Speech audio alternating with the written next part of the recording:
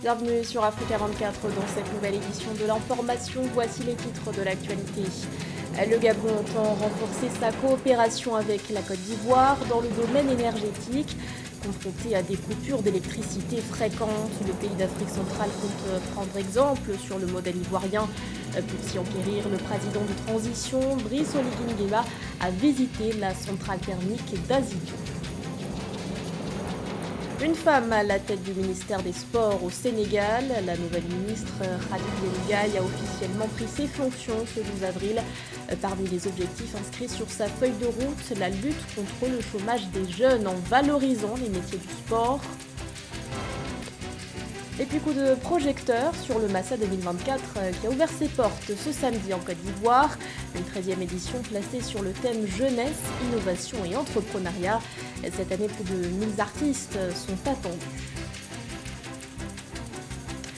Depuis plusieurs années déjà, le Gabon est confronté à une crise énergétique alimentée notamment par la vétusté des infrastructures.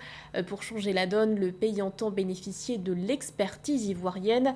C'est dans cette optique que le président de transition du Gabon, Brice Oligui Nguema, est allé visiter la centrale thermique d'Azito lors de son séjour en Côte d'Ivoire. Une infrastructure dont la capacité est estimée à plus de 710 MW. Reportage de notre correspondante Marcel Kouassi, commenté par Chéro Camara. Pour répondre aux défis de développement économique, social auxquels le Gabon est confronté, notamment la crise énergétique, les autorités de la transition misent sur la coopération sud-sud. Le général Brice Oligui Nguema, en visite de travail en Côte d'Ivoire, est allé s'enquérir du fonctionnement de la centrale thermique d'Azito, située à Abidjan, qui produit plus de 710 MW, soit près de 27% de la capacité totale de production électrique de la Côte d'Ivoire. Avec 2907 MW de puissance installée fin 2023, la Côte d'Ivoire produit de l'énergie pour sa population et ses industries et exporte également de l'électricité vers 7 pays d'Afrique de l'Ouest, notamment le Ghana, le Mali, le Bénin, le Burkina Faso, la Guinée, le Libéria et la Sierra Leone. Le fait de venir ici sur cette centrale et regarder, c'est un modèle qui nous inspire. Parce que je me dis que la coopération, on peut l'avoir entre nous, cette coopération sud-sud. Et mon grand frère, le président Ouattara, a promis m'accompagner dans ce domaine. Donc il est tout à fait naturel pour nous de venir jusqu'ici et de regarder ce qu'on peut faire ensemble pour le bien de nos populations, que ce soit en Afrique de l'Ouest ou en Afrique centrale. Nous sommes tous des peuples africains et ce modèle nous inspire en vue de corriger le manque d'énergie et d'électricité que nous avons à Libreville et pratiquement dans toutes nos villes. Reconnaissant du bon traitement des communautés gabonaises établies en Côte d'Ivoire et l'importance du rôle joué par la diaspora dans la relance du processus de reconstruction, de réhabilitation et de croissance économique au Gabon, le président de la transition invite les communautés gabonaises établies à l'extérieur à mettre leur expertise au profit du développement du Gabon. Je suis fier de cette communauté gabonaise en Côte d'Ivoire. J'ai lu plusieurs fiches de renseignements qui m'ont été adressées. Je n'ai parcouru que du bien.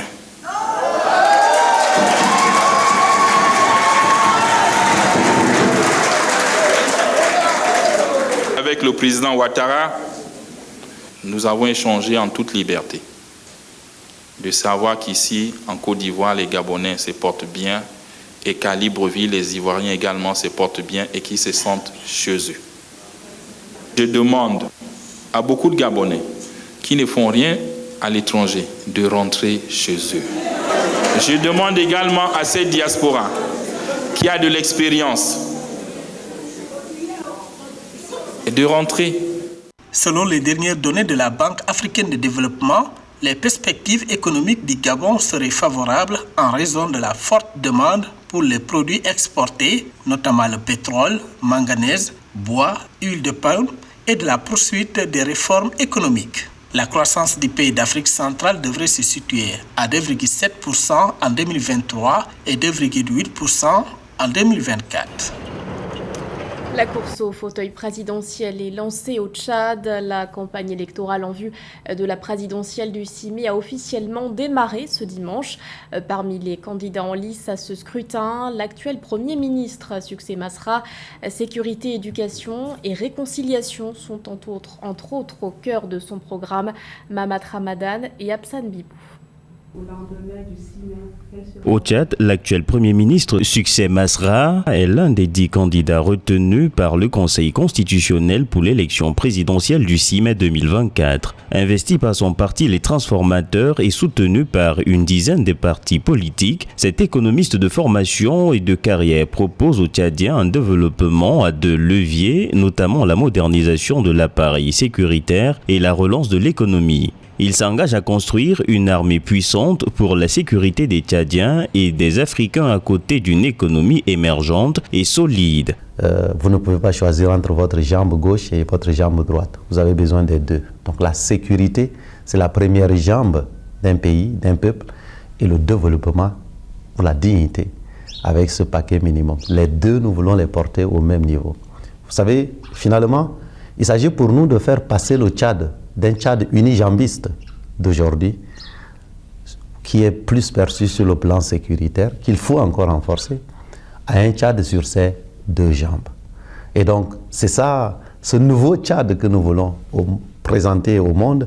Le candidat du parti Les Transformateurs s'engage aussi à pacifier le pays, réconcilier les Tchadiens et restaurer la justice et l'équité, mais surtout donner l'espoir d'un avenir meilleur aux Tchadiens. Pour lui, la reconstruction de l'économie et la lutte contre la pauvreté est une question de dignité d'un peuple et ne peuvent pas attendre. Il compte aussi hisser l'éducation des enfants de la République et la promotion des nouvelles technologies au plus haut niveau des priorités de l'État. Mon ambition en tant que chef d'État demain, si les Tchadiens m'en donnent la possibilité, c'est de réparer les cœurs, réconcilier les Tchadiens, rassembler, libérer les énergies de transformation de Tchad là sur la base de la justice et de l'égalité pour en faire une terre de protection et de sécurité pour les vulnérables de la société, une terre d'opportunité pour les oubliés de la République et surtout, je dirais une terre d'espérance à laisser aux générations futures,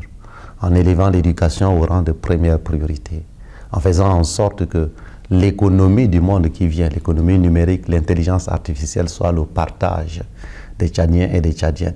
Pour rappel, Succès Masra est un ancien cadre de la Banque africaine de développement. Il a quitté son poste en 2018 pour fonder avec ses amis le mouvement Les Transformateurs qui est devenu plus tard un parti politique. Il se dit engagé pour la justice sociale et l'équité. Notons que c'est pour la première fois dans l'histoire du Tchad qu'un Premier ministre s'oppose au chef de l'État sortant à une élection présidentielle. Elle est la première femme à occuper ce poste au Sénégal.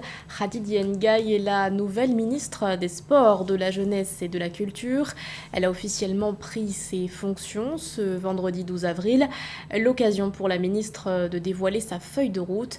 Parmi ses priorités, l'adoption d'un nouveau cadre juridique ainsi que la valorisation des métiers du sport pour lutter contre le chômage des jeunes. Cher Omar Kamara. Au Sénégal, la nouvelle ministre des Sports, Khady Ndiaye, a pris officiellement ses fonctions, en plus de celles de ministre de la Jeunesse et de la Culture, le 12 avril 2024 avec enthousiasme et espoir. Engagée à travailler avec dévouement et détermination, Madame Ndiaye promet de travailler en étroite collaboration avec l'ensemble du monde sportif sénégalais. Dans un discours rempli de passion et de vision, la ministre a souligné son engagement en faveur du développement du sport au Sénégal, soulignant l'importance de l'inclusion, de l'équité et de l'excellence dans toutes les disciplines sportives. C'est avec un sentiment d'honneur et d'une très grande humilité que je prends aujourd'hui mes fonctions en tant que ministre de la Jeunesse, des Sports et de la Culture. Après avoir rendu grâce à Dieu, le Tout-Puissant, je tiens à exprimer ma profonde gratitude envers le président de la République et son Premier ministre pour la confiance qu'ils m'ont accordée en me confiant la responsabilité de ce département ministériel important pour le rayonnement de notre pays. Je mesure pleinement la lourdeur de la tâche et l'ampleur des défis qui m'attendent. Première femme nommée à la tête de ce département, l'inspectrice de la jeunesse et des sports, la ministre des Sports invite ses collègues à mettre en œuvre le principe de bonne gouvernance. Son objectif affiché est de créer un environnement propice au développement des talents locaux ainsi que de promouvoir le sport comme moyen de cohésion sociale et de rayonnement international. Je m'engage à travailler avec dévouement et détermination avec l'ensemble des acteurs concernés, afin de relever ces défis pour contribuer au rayonnement du sport, afin de hisser notre pays à un rang enviable dans le concert des nations. Je suis consciente des enjeux de l'heure du secteur. Aussi m'efforcerai-je, avec l'aide de mon équipe et les différents acteurs, à répondre aux attentes légitimes des Sénégalais. Forte de son expérience et de sa détermination, Hadi Ndiaye a présenté les grandes lignes de sa feuille de route axée sur la transformation systémique du sport sénégalais. Parmi les mesures phares figure l'adoption d'un nouveau cadre juridique pour le secteur, la refonte de la loi portant la charte du sport datant de 1984, ainsi que la revalorisation de l'enseignement de l'éducation physique et sportive à tous les niveaux. Vaincre la méningite à l'horizon 2030, c'est l'objectif que s'est donné l'Organisation mondiale de la santé, un objectif qui pourrait se concrétiser avec le MEN5CV, le nouveau vaccin contre la méningite introduit par le Nigeria que l'OMS qualifie de révolutionnaire. Une lueur d'espoir pour le continent où le nombre de cas signalés de cette maladie avait augmenté de 50% en 2023. Nathalie. Le Nigeria est devenu le premier pays au monde à déployer un nouveau vaccin M5CV pour protéger la population contre 5 souches de la bactérie méningocoque responsable de la méningite. Une démarche historique qu'a salué l'OMS dans un communiqué du 12 avril 2024. Le Nigeria est l'un des 26 pays d'hyperendémie de méningite en Afrique, le continent ayant enregistré une augmentation de 50% des cas annuels de méningite en 2023. Je pense que le pays s'en est bien sorti, assez bien, mais il reste encore beaucoup à faire. Aujourd'hui, notre couverture vaccinale n'est pas optimisée. Dans le nord du Nigeria principalement, une épidémie de méningite a fait 153 victimes entre le 1er octobre 2023 et le 11 mars 2024. Une campagne de vaccination a été lancée fin mars pour toucher plus d'1 million de personnes âgées de 29 ans et moins. Le déploiement du vaccin MEN5CV au Nigeria représente un pas de plus vers l'objectif d'une élimination totale de la pathologie d'ici 2030, a indiqué le directeur général de l'OMS, Tedros Adhanom Ghebreyesus. Aujourd'hui, 2/3 des enfants nigérians de 0 à 24 mois sont entièrement couverts. Il nous reste donc 1/3 à prendre en charge. Il existe donc toujours une possibilité d'apparition d'une épidémie chez ces personnes. Ils sont vulnérables. Leur immunité est faible et nous devons les protéger. Les protéger est essentiel. La feuille de route de lutte contre la méningite de l'OMS prévoit la réduction de 50% des cas de méningite bactérienne évitables par la vaccination et des décès de 70% dans 6 ans. Le déploiement du nouveau vaccin dans les principaux foyers de méningite par le biais de campagnes préventives de masse devrait commencer en 2025 dans l'ensemble des pays de la ceinture méningitique. De la culture, à présent avec la 13e édition du Massa qui suit son cours en Côte d'Ivoire. Le marché des arts du spectacle d'Abidjan accueille cette année plus de 1000 artistes. Un rendez-vous incontournable pour les amateurs de danse, de théâtre ou encore de musique qui auront le choix entre 300 spectacles au programme. Nous retrouvons sur place notre correspondante Marie-Roger Kouaou. C'est ici au Palais de la Culture de Treichville, Abidjan, en Côte d'Ivoire, que s'est ouverte la 13e édition du marché des arts et du spectacle africain d'Abidjan, Massa, placé sous le thème jeunesse, innovation et entrepreneuriat. L'événement culturel qui se déroule durant toute une semaine dans la capitale économique ivoirienne promet des découvertes culturelles variées avec une programmation diversifiée mettant en avant cette discipline artistique et une attention particulière portée à l'inclusivité. La cérémonie d'ouverture lancée par le Premier ministre Begré Mambé s'est faite en présence de plusieurs personnalités ivoiriennes et africaines. Beaucoup d'émotions parce que j'ai vu tout le travail, j'ai vu aussi le bonheur, j'ai vu de l'énergie, j'ai vu des jeunes qui avaient envie de montrer au monde entier la richesse, la diversité du talent. J'ai vu qu'ils voulaient nous rendre fiers et je pense qu'ils nous ont rendus fiers aujourd'hui. Le Massa visant le soutien à la création et à la production de spectacles de qualité, la facilitation de la circulation des créateurs et leur production en Afrique et dans le monde, des performances captivantes, des expositions artistiques, des échanges culturels vont meubler ces 7 jours de rencontres. Le Massa, c'est vrai, c'est un marché, mais déjà par le seul fait qu'il permet de mettre les acteurs culturels participent à noter que le Massa se positionne comme un programme de développement culturel des arts du spectacle africain. De tous les continents, l'Afrique est celui qui enregistre la croissance la plus forte au plan des créations artistiques. Selon un rapport de la Confédération internationale des sociétés des auteurs et compositeurs, l'industrie musicale africaine a contribué pour 96,05% aux droits d'auteur en 2022. Depuis Abidjan en Côte d'Ivoire, Marie-Roger Kwao pour Africa 24. C'était le journal de la rédaction. Merci de votre fidélité. L'actualité continue sur Africa 24.